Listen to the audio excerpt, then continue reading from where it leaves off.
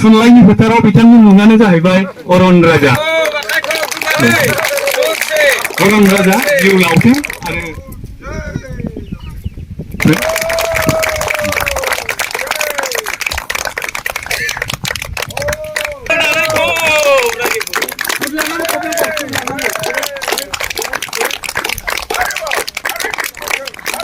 जोंनि मान बिलाइखौ आजावनायनि थाखाय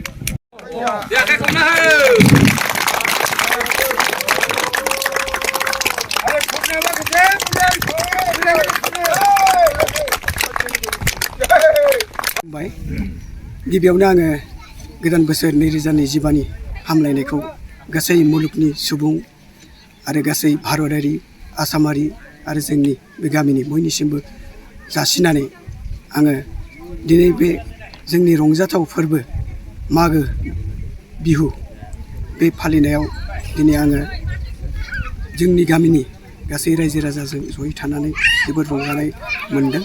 लोगोसे आङो दिनै आंनि गामिनि रायजो राजाखौ साबायखर जासिदों जे बिथांमोना आंनि बे 2024 मायथाइनि थाखाय जि साहित्य एकाडेमि बान्थाखौ होनाय जादोंमोन बेनि खुसिखौ बिथांमोनाबो लाफानानै आंजों दिनै बेसेबांबा खुसियै आंखौ बरायदों आरो मान बावदों। बिथांमोननिसिम आंनि गोसो गोरबोनि साबायखर होनायखौ आं अराय जासियो आरो बिथांमोननि थुलुंगाजोंनो आङो इयुनाव गोबां सोरजिनो थाखाय आगान सुरगोन। आं बेखौ बिथांमोननि सेराव दिनै बुंथिनानै लायो।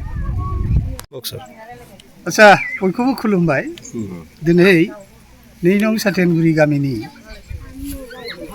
रायजो राजाफ्रा जोंनि बेवहाय साथेनगुरि गामियाव जोंनि गेलेग्रा फोथाराव जोङो नारासिङा फुजा लोगोसे लावखार ओंखाम जानाय फालिदों। आसलते मैया सेंग्राफोर माबानानै बे बेलागुर सावनाय बायदिसिना खालामखांबाय। दिनै जोङो बे फोरबोखौ फालिदों।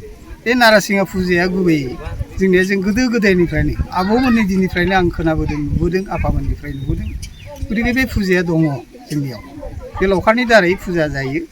ओमफ्राय जों बे फुजानि बेलायाव जोङो गावजों गाव मिला मिसा बोथिसे ओंखाम मोजाङै जायो। दिनै बे गोथार सानाव जोंनिनो गामिनि फिसा मुस्रि अरन राजा, जायखौ जोङो अखन बसुमतारी होनो, बिथाङाबो साहित्य एकाडेमि बान्था बायदि एसेबां गेदेमा बान्थाखौ मोननो हादों देग्लाय 2024 मायथाइ बेहाय जे मोननो हादों, जों गामिनि मानसिफ्रा जोबोद दुग्गां, जों जोबोद गर्व फिल खालामदों। जे गतिके बिथांखौबो जोङो आनुष्ठानिक भाबै माने फर्मेल हिसाबै जोङो बरायदों दिनै। बे बरायनायाव बिथांखौ जों मोननो हानानै जों जोबोद गोजोनलायदों। लोगोसे बिथांनिसिम जों साबायखर बावदों। जेखि जादोला बेबायदि जाहाथे इयुनाव जोंनि गामिनिफ्राय बा जोंनि बर' हारिनिफ्राय बेबायदिनो जाहाथे बान्था, जिखि जाया बान्था, गोबां बान्था, गाहाम गाहाम बान्था जाहाथे मोननो हायो बेखौनो आं हास्थायबाय। हास्थायनानै बयनिसिमबो आंनि खुलुमनाय आरो माने साबायखर बावनाय जासिनानै आंनि बुंनायखौ बेहायनो फोजोबबाय। गोजोनथों।